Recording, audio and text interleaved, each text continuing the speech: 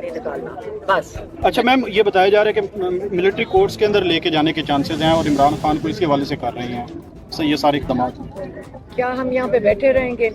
ہم تو ابھی تک امید رکھ کر بیٹھے تھے کہ جو ججز ہیں ہم ان کو سپورٹ کر رہے ہیں، ہم ان کو کہتے ہیں ہم آپ کے ساتھ کھڑے ہیں.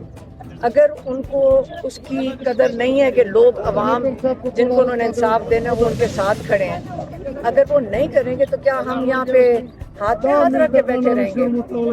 ہم سارے جیلوں میں جائیں گے. اگر ڈالنا تو پورے پاکستان کو جیل میں بھرنا پڑے گا.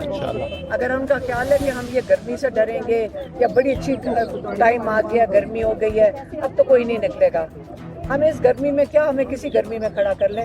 ہم تو اپنی ذمہ داری سے بتا رہے ہیں کہ ہم عمران خان کے ساتھ کھڑے ہیں. ہم اس کے ساتھ اگر اس کے ساتھ یہ ناانصافی کریں گے، کوئی ملٹری جیل میں یہ نہیں لے کر جا سکتے.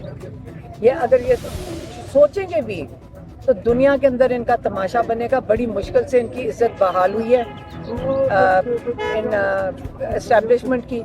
تو اگر دوبارہ اس کو انہوں نے خراب کرنا ہے تو ملٹری جیل میں عمران خان کو لے جا کر